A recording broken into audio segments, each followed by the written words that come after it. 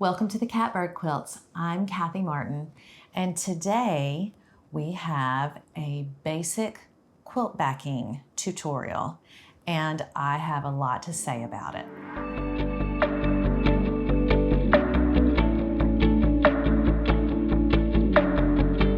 Quilt backing. My goodness, you would think that would be so easy. It seems like it should just be a big piece of fabric across the back of your quilt. And honestly, that's what it is. But putting together quilt backing can pose some challenges, and it's hard to get a visual because when you're handling yards of fabric or yardage, as I'll probably refer to it's confounding. My very first quilt that I made, I didn't have a solid backing. I made a version of what was on the front, which I talked about in the video, my very first quilt. So if you want to watch that, you can hear me talk about how crazy that was. My second quilt, I realized after I got the quilt top done that I had no idea actually how to put together just like a normal quilt backing. So I went to my quilt specialty shop, the quilt fabric store, and basically walked in and was like, this is my quilt top. This is how big it is. How much fabric do I need? And they were great, and your quilt fabric store will probably be great, and helped me out. But it can be a little intimidating. Maybe that's the right word. Maybe not challenging, just intimidating, because it is hard to visualize a yard of fabric because the width of fabric is 42 to 44 inches and a yard is 36 inches, and then you've got this quilt that isn't those dimensions. So I want to just kind of walk you through how to understand what you're doing with backing fabric, and then some possible options for how to put together a backing fabric. Before I do that, I do want to mention that if you are using thrifted men's dress shirts, which means you've been to the thrift store, often you can find vintage sheets or even just used sheets that are still in really great condition. And they work really well, actually, for backing. And because they're wider than a standard width of fabric for quilting cottons, sometimes it's a little easier. So certainly that's an option. I have read various places that say don't use a sheet because the thread count may be higher than your quilt top. I've talked to a number of people. I have used sheets on the back of quilts and I haven't had any problems. So if you feel like this is a little too intimidating and you want to use a vintage sheet or even buy a new sheet, make sure you get 100% cotton and go for it. All right, so let's talk about backings. The tricky thing about backing is it needs to be wider than your actual quilt top, at least 3 inches on every side. So if a quilting cotton is 44 inches, let's just say for round numbers, wide, unless you're making a quilt top that's 36 inches, you're gonna have to do something to put it together. So I'm gonna demonstrate that for you, just kind of the visual and the math of it, and then we'll talk about some options. So what I have in front of me is a scaled version of a yard of fabric. This is 11 inches, which would be 44. And then this is the equivalent of a yard. When you go to your fabric store and it's actually folded like this around the bolt. And if you've seen any other of my videos, you know I love this sound when they go flop, flop, flop, flop like that. So 1 yard is that. That's what that will look like if you're buying this from a fabric store. I'm gonna open it out though so that you will see for yourself. So here's 1 yard of fabric. Now, we're making a quilt, your first quilt, and it is gonna be roughly 40 inches in the end, is how to get all of the fabric that we need to cover the quilt, and then we have rounded up. So for our purposes, because it's starting out at 41, and then we need 3 inches on either side, so that would be 47. So I'm gonna round up to 48.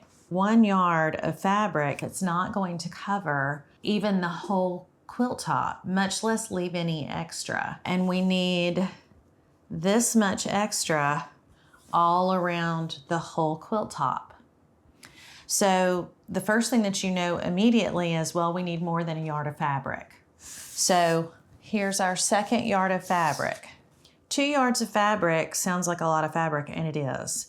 And as you know, fabric can get really expensive. So but if we line this up, so where we have our 4 inches this way and our 4 inches this way, you can see for yourself with 2 yards of fabric, we have so much more than 4 inches this way, and we don't have 4 inches this way. You can probably infer for yourself that we could cut this if we got 2 yards and then take this section and put it here, but it won't quite be long enough. So you would have to cut this and then another one, piece that together in a strip and sew that here. And you can do that.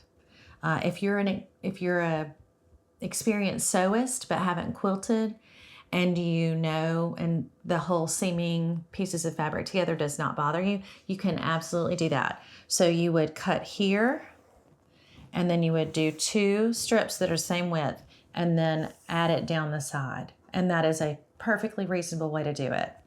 Another way, and if you go to the quilt store, the big box stores, I don't know, big box craft stores, I don't know if the person who's cutting fabric will know necessarily enough to walk you through this.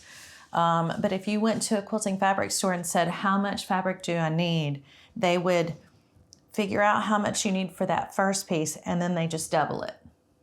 So this is what you would end up with. So this is the width of fabric. Here's another yard. So now we have 4 yards of fabric, and you can see for yourself, if you got a 1.3 yards, so I have markings here, which we'll put in if you can't see it, to get 48 inches coverage. This is 36, and then we need 12 more inches. So that is 1/3 of a yard. So I've put a little mark, but I'm going to use my white paper so you can see.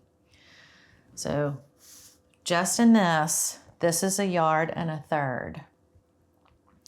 If we went to the fabric store, they would say you need 1.3 yards times 2. So 2 2/3, and that would be this right here. Now, I don't know about you, but that seems like a lot extra when you really only need that strip right there. Does that make sense? I hope that makes sense. So what a lot of experienced quilters do in this situation, they may have extra fabric from the top, they may have fabric in their stash, or they may just want to make the back a little more interesting. And so what you can do in that circumstance is break up that big piece of fabric and put a strip of fabric in the middle to extend what you purchased. So let me do that for you. Here I have right now it's 2 yards of fabric. We have determined that we need 1.3 yards. So I'm gonna cut this down to 1.3 yards so that we know what we're really looking at.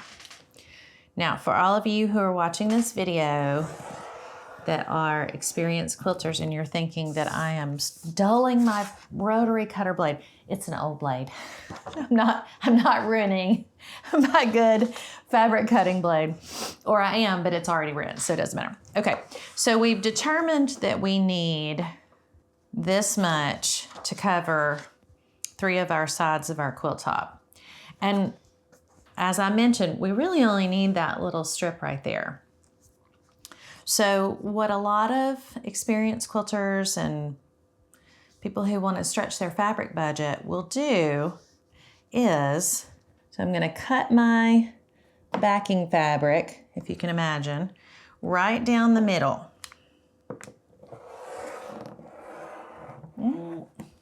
So I have now cut my fabric right down the middle. So this is 1.33 yards. And now you can see I've got all of my edges covered, but then there's that gap in the middle.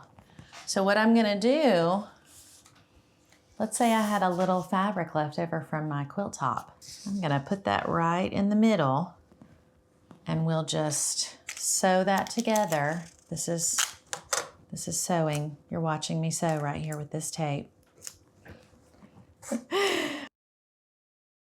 All right, so here is the back. And that's the front of, so this is my quilt top. And then when it's all trimmed up, the back, let me sew one more seam. Yikes, stripes. Oh, yikes, stripes. It is a stripe, that's funny. So I can make my quilt back look like this. So I can do it on the vertical or I can do it on the horizontal. And that would just be actually really lovely. Now, you don't have to cut it in the middle. If you are familiar with the rule of thirds, you could do it 2/3 and then the stripe and then 1/3. Or you could do it along the edge of one side. You could also cut this in half and do a top and a bottom border. So those are some options for you. So that's one way to do it. Another way, so here's our yard of fabric right here. And then our 1/3 of a yard is right here. So if you didn't go buy 1.33 yards of fabric and you just had some random fabric, I could do 1/4 here. I could do 1/4 here. And I could do 1/4 here. So my back would look like, ooh, I don't know why I felt like I needed to put that on top that way. So this is what you would have for your backing, if that makes sense. So you could piece together squares to make a grid, or you could do strips. But ultimately what you're trying to accomplish is that 48 by 48. This is gonna work the same way whether you're doing a 41-inch by 41-inch baby quilt or an 80 by 108. You need to be able to cover the length or the width of one side and over halfway, and then you don't have to necessarily double that and have excess fabric. You can piece it together this way. So I hope that makes sense to you, and let me show you what that will look like in real life and practice. I have before you my sample quilt for the Your First Quilt, and all of the top are men's shirt fabrics, and I really just wanted to use thrifted material or fabric that I already had. I didn't want to go out and buy fabric for this project. So what I did, I happened to have 1.33 yards, and I had a shirt that I thought looked nice with the front. This is what I did. This right here. See it? It's just a bigger version. So I seamed my white together, cut right down the middle.